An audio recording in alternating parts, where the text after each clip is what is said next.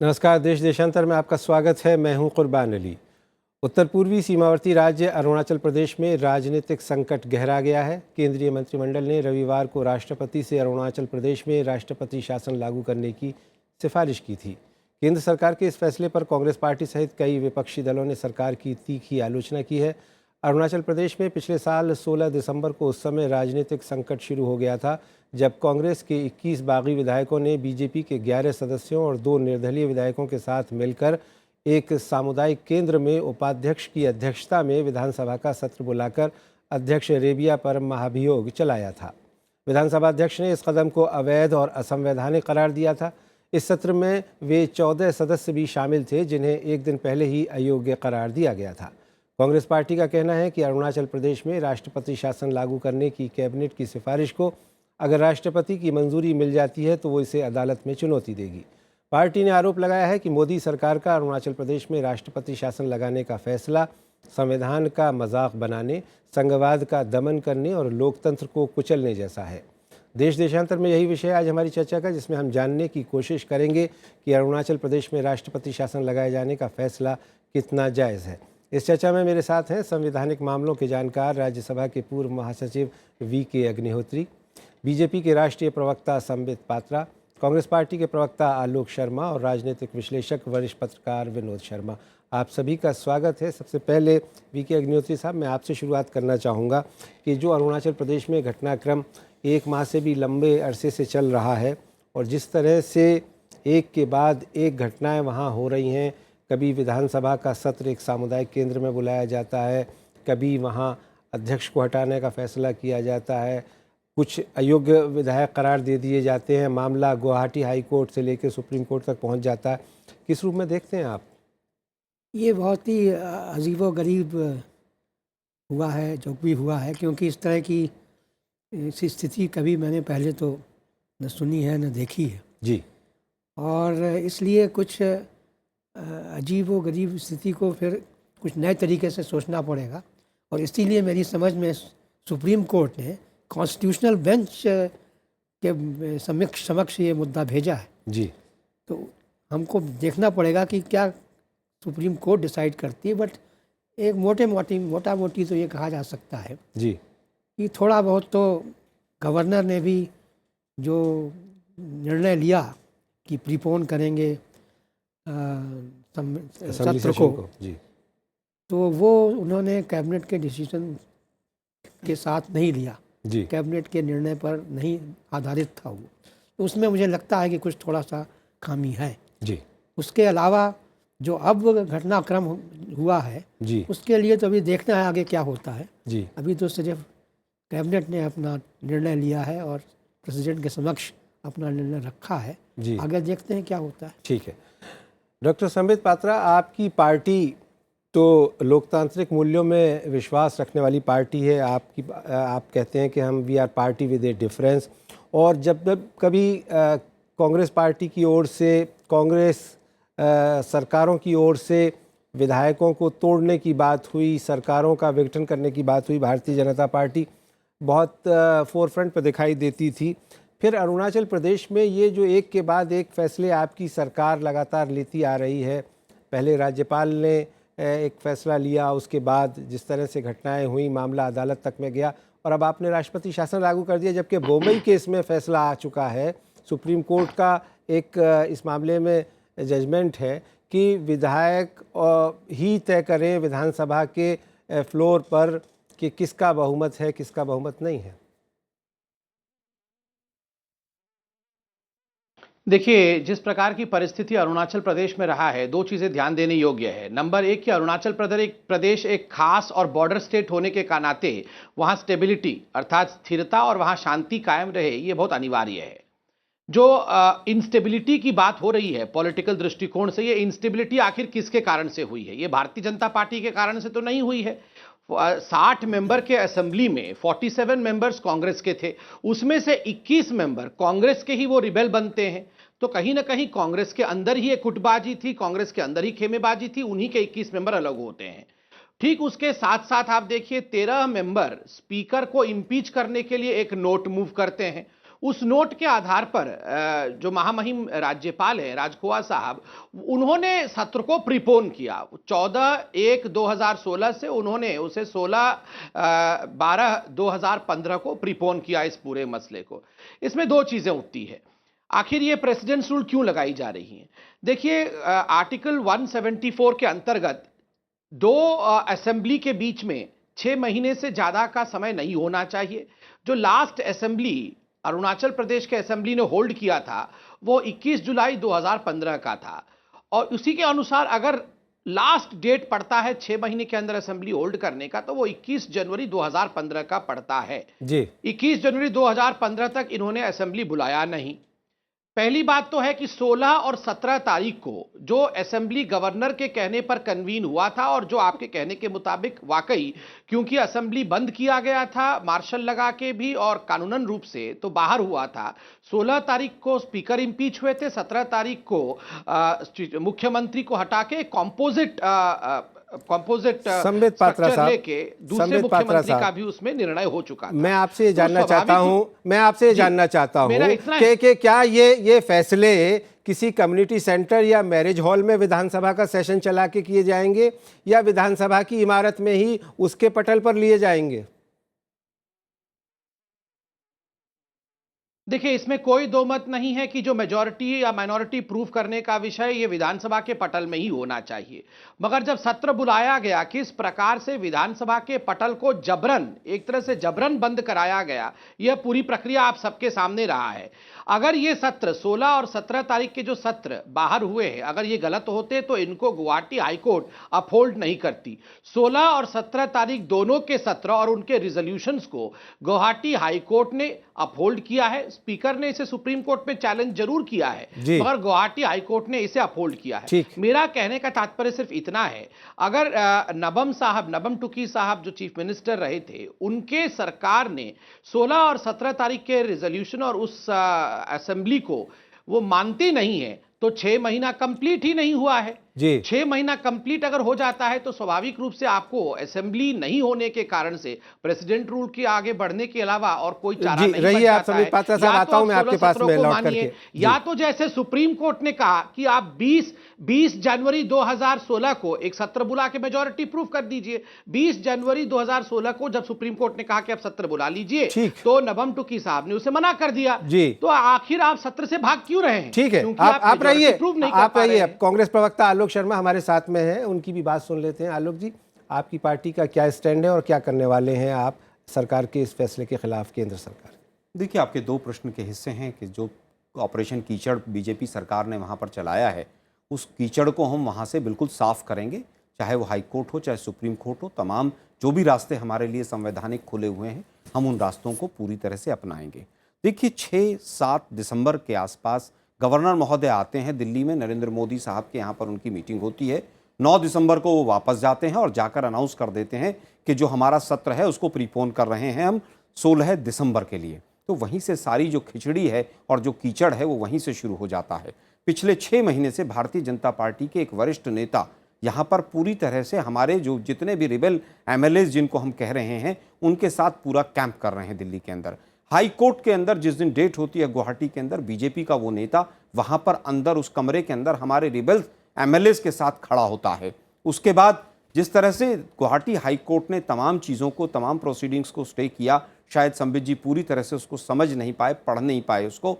उसके बाद supreme court हम चले गए हैं। सुप्रीम कोर्ट में जिस तरह से 12 घंटे के अंदर अर्जेंसी को देखते हुए कॉन्स्टिट्यूशनल बेंच का अगर गठन किया गया है, तो भारतीय जनता पार्टी को ऐसी क्या जल्दी थी कि आप तमाम चीज़ें फटाफट करके आप उसको करना चाहते हैं। मैं समझता हूं पूरी तरह से जिस तरह से ताज विवांता होटल में रिबेल एमएलए से जाकर गवर्नर मिलते हैं गुवाहाटी के अंदर, भारतीय जनता पार्टी को आज टीवी चैनल्स पर बैठकर अपना सर जो है वो शर्म से झुका लेना चाहिए। ऐसा व्यक्ति जो होटलों में जाकर रिबेल एमएलए से मिलता है, भारतीय जनता पार्टी उसकी अगर वकालत करती है वो भी मुस्कुराते हुए, तो ये लोकतंत्र का बिल्कुल हत्या करने जैसा काम है। जो भारतीय जनता पार्टी कहती थी कि हम फेडरल स्ट्रक्चर में विश्वास रखते हैं, उन्होंने पूरी तरह से आज लोकतंत्र की हत्या कर दी।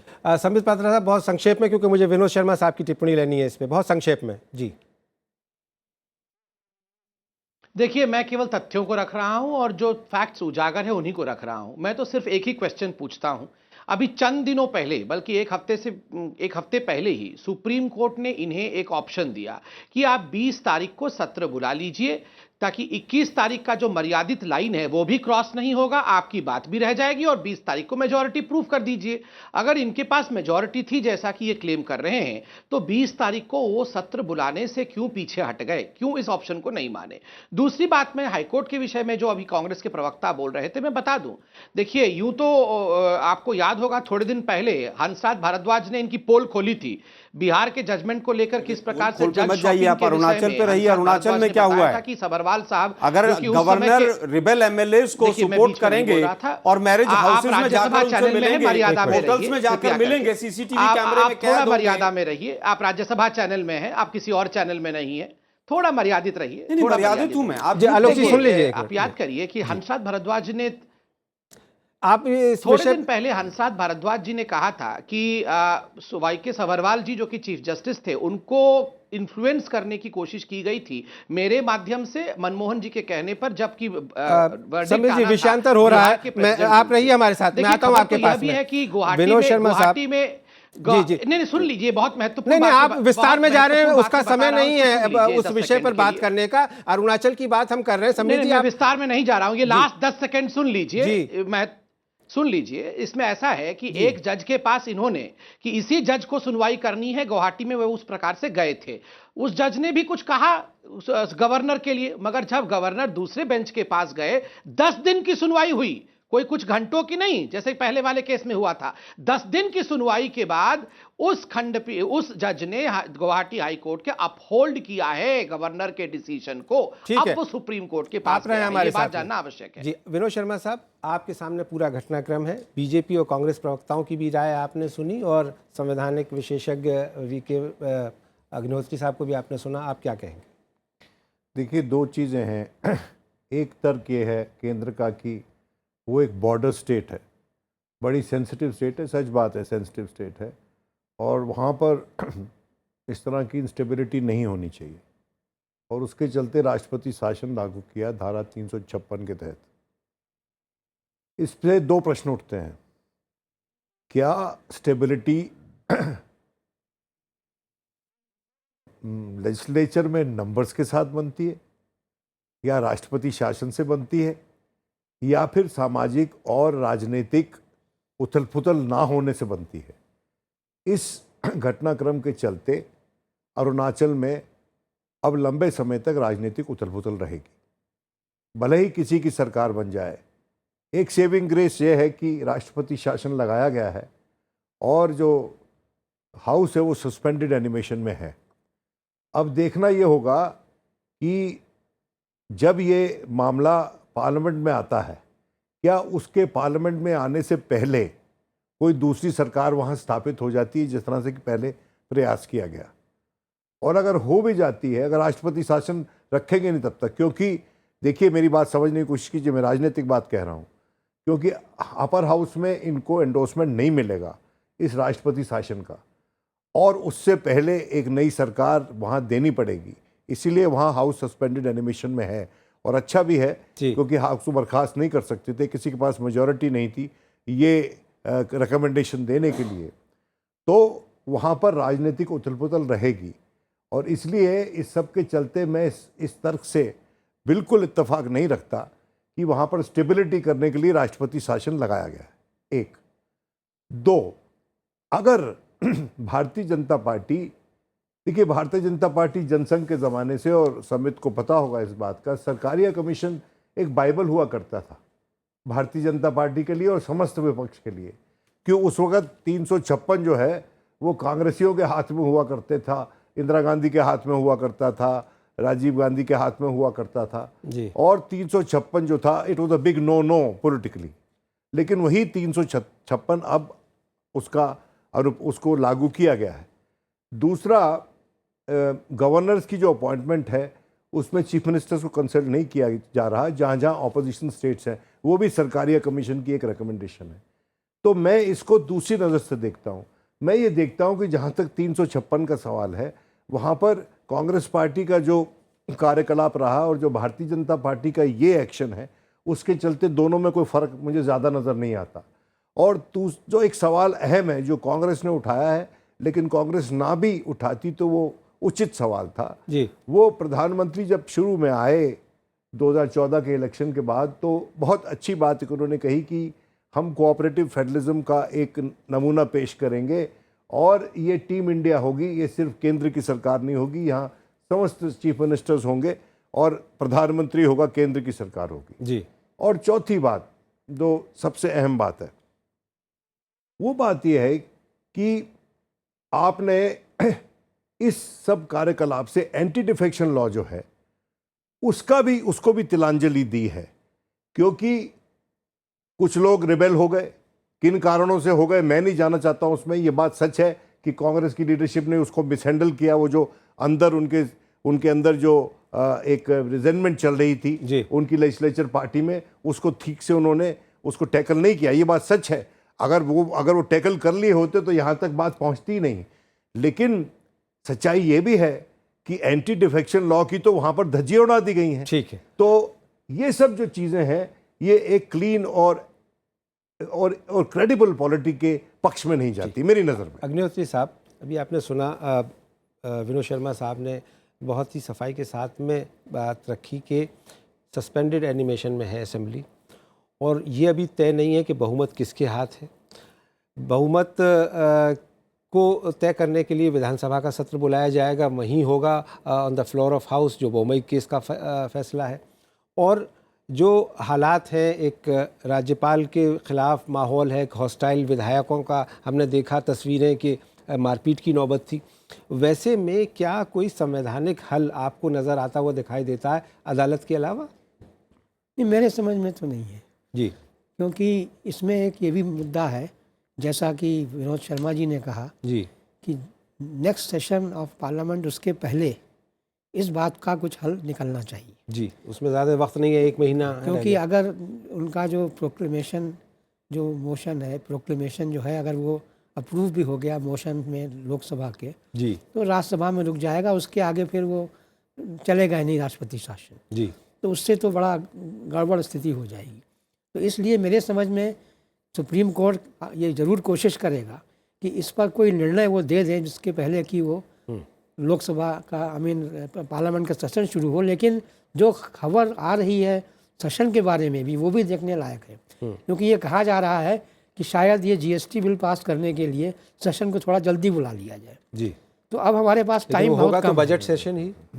तो अब हमारे पास टाइम बहुत कम है, जी। इसलिए देखना होगा कि सुप्रीम कोर्ट का जजमेंट कितने जल्दी आता है। नहीं तो फिर ये जो राष्ट्रपति शासन लागू किया गया है वो निकल जाएगा। कुर्बान, एक बात मैं और कहना चाहता जी। हूँ।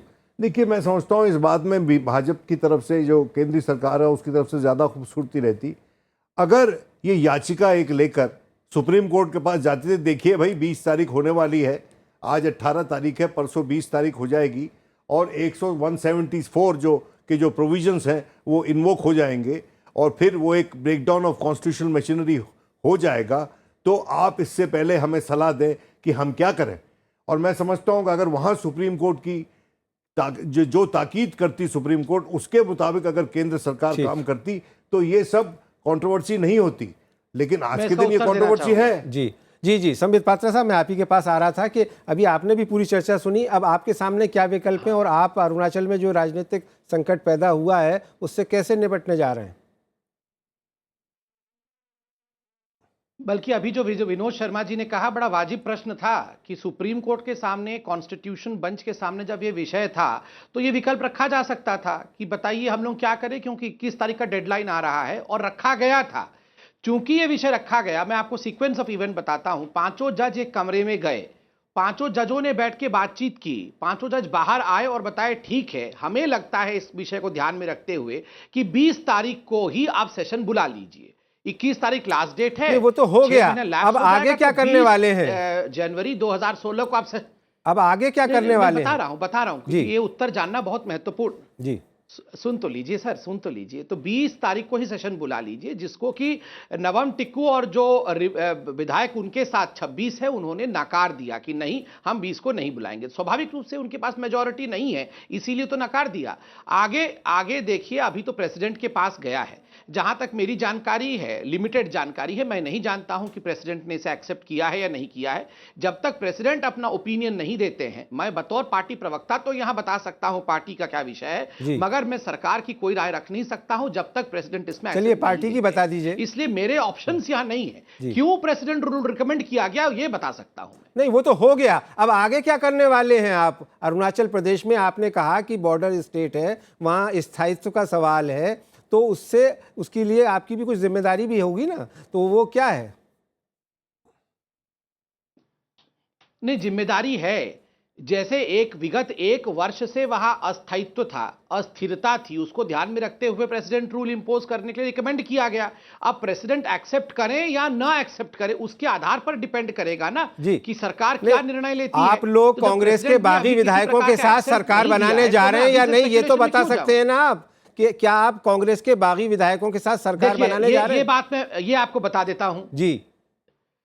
देखिए, ये प्रश्न बड़ा उचित भी है और इसका तो हल मिल चुका था पहले ही जी। जब 16 तारीख और 17 तारीख को दोनों दिन सदन बाहर बैठी।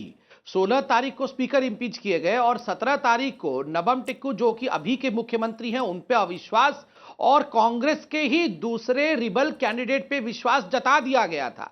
कांग्रेस के ही स्पीकर बनने थे और कांग्रेस के ही मुख्यमंत्री बनने थे, भाजपा के तो कोई नहीं बन रहे थे। आप और फिर आगे की बात नहीं बता रहे हैं कि ये तो पहले की बात हो गई ना साहब।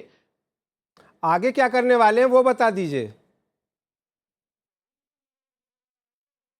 साहब। मैं तो अभी तक की बात बता सकता हूं, आगे की बात तो यहां बैठा कोई भी पैनलिस्ट नहीं बता सकता है। ज्योतिष थोड़ी है, हम लोग पैनलिस्ट हैं। नहीं, आपकी पार्टी ने एक सरकार तोड़ी है वहां पे, और उसको तोड़ने के बाद बनाने का भी तो काम करेंगे कि नहीं करेंगे? गलत बात, गलत। ये आपने इतनी गलत बात कैसे कह दी कि हमारी पार्टी ने एक सरकार तोड़ी है? नहीं, हमारी पार्टी जाहिर है कि बागी विधायकों के साथ में खड़े हुए दिखाई दिए ना आप वहां पर। नहीं, देखिए, ये सेंटेंस कि हमारी पार्टी ने वहां एक पार्टी तोड़ी है, इसका अर्थ अलग होता है। बागी विधायकों के साथ हमने उन्हीं के एक चीफ मिनिस्टर कैंडिडेट को समर्थन दिया, ये लोकतांत्रिक लैंग्वेज होता है। तो आपने जो कहा कि हमने पार्टी तोड़ी, कहीं ना कहीं ये तो कांग्रेस प्रवक्ता के वचन है। नहीं, चलिए आप अपनी दूसरी वाली बात जो आपने कही है उसी को मान लीजिए, उसके साथ अभी तो खड़े हुए हैं ना बागी विधायकों के साथ।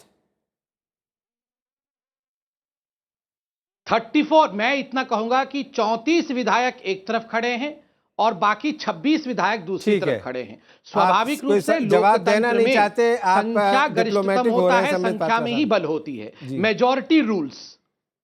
जी आलोक शर्मा साहब, आपकी अंतिम टिप्पणी। जी, इन्होंने तो उत्तर नहीं दिया, लेकिन बड़ी मेहनत की है इन्होंने। पिछले 6 महीने लग के दिल्ली से गुवाहाटी तक इनके नेताओं के टिकट जो हैं। अब आप राजनीतिक आरोप प्रत्यारोप में जाए बिना मुझे ये बता दीजिए, कांग्रेस पार्टी क्या करने वाली है? कांग्रेस पार्टी अपने एमएलएस को वापस लाने का प्रयास करेगी और जिस तरह से उनको लालच दे के भारतीय जनता पार्टी के एक लीडर ने तोड़ा है, जिस तरह से गवर्नर ने वहां पर भारतीय जनता पार्टी के एजेंट बनते हुए होटलों में जाकर एमएलए से मीटिंग की है, हम सारे तथ्य सुप्रीम कोर्ट के सामने रखेंगे।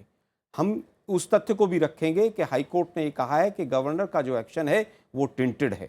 भारतीय जनता पार्टी कितनी भी सफाई दे, लेकिन जो ये ऑपरेशन कीचड़ इन्होंने चलाया है, ये कीचड़ पूरी तरह से इन्हीं के ऊपर आकर इनको इनके जो असली चेहरा है उसको दिखाएगी। लेकिन विनोद शर्मा साहब ने भी ये सवाल उठाया, आप उसका जवाब नहीं दे पा रहे हैं कि आपके ये जो बागी विधायक आपसे नाराज होके गए, आखिर उनका क्या स्टेटस है और वो क्या आप उनको वापस लेने वाले हैं या उनको आप पार्टी से निकालने वाले हैं? देखिए, अभी तक वो हमारी पार्टी में हैं। जिस तरह से उनको लालच देकर बरगलाकर इधर उधर होटलों में और वहां पर पब्लिक सेंटर्स पर जाकर मीटिंग्स में ले जाया जा रहा है, अभी भी वो कांग्रेस के एमएलएज हैं और भारतीय जनता पार्टी कितनी भी मेहनत कर ले, इनकी सरकार वहां पर वो एमएलए ही नहीं बनने देगी। ठीक है, विनोद शर्मा साहब आपकी अंतिम टिप्पणी। देखिए, मैं ये कहना चाहता हूँ कि एंटी डिफेक्शन लॉ जो इस देश में है, वो जहाँ जहाँ छोटी छोटी असेंबलीज है ना, वहाँ वहाँ बिल्कुल निष्क्रिय है, बिल्कुल फेलियर है वो। और मैं समझता हूँ कि ये असेंबली के साइज़ के हिसाब से एंटी डिफेक्शन लॉ में परिवर्तन की ज़रूरत है कि अगर एक पार्टी है और जिसके पास बस लगभग बहुमति है, उसको तोड़ना बहुत आसान है। और एंटी डिफेक्शन लॉ के तहत भी तोड़ना आसान है। तो अगर सही में ये जो तत्वाधीन जो आजकल तात्कालीन सरकार है केंद्र में, अगर वो चाहती है कि बॉर्डर स्टेट्स के अंदर स्टेबिलिटी रहे जी, और जितनी भी नॉर्थ ईस्टर्न स्टेट्स हैं उनकी असेंबलीज छोटी छोटी हैं। गोवा की असेंबली देखिए आपने, वो भी बहुत छोटी है और वहाँ पर कितना राजनीतिक हलचल रहता है हमेशा। उसी तरह से नॉर्थ ईस्ट में हमने परस्पर ये देखा है। तो ये मैं समझता हूँ कि केंद्र को कुछ ऐसा करना चाहिए जिसके चलते वहाँ पर आसानी से पार्टियाँ ना तोड़ी जा सकें। ठीक। और अगर आसानी से पार्टियाँ तोड़ी जा सकेंगी तो कभी भी नॉर्थ ईस्ट में स्टेबिलिटी नहीं होगी। जी, अग्निहोत्री साहब आप कुछ कहना चाह रहे थे? हाँ, मैं यही कहना चाहता हूँ, मेरे समझ में अंतिम सोल्यूशन एक ये भी है जी। कि वहाँ पुनर्निर्वाचन किया जाए। पुनर्निर्वाचन तो समझ अभी में विधानसभा बाकी भंग सब- नहीं हुई है। नहीं, वही तो मैं कह वो रहा कौन हूँ। करेगा भंग आखिर विधानसभा? में जो निर्णय आएगा कोर्ट का जी तीनों मुद्दों पर, जी आपका एंटी डिफेक्शन पे भी इनको निर्णय देना होगा कि भाई वो उनको जो निष्कासित किया गया वो सही था कि गलत था, जी और जो इन्होंने सत्र बुलाया उसमें भी निर्णय देना होगा, जी और अभी जो मुद्दा उठा उस पर भी निर्णय देना होगा।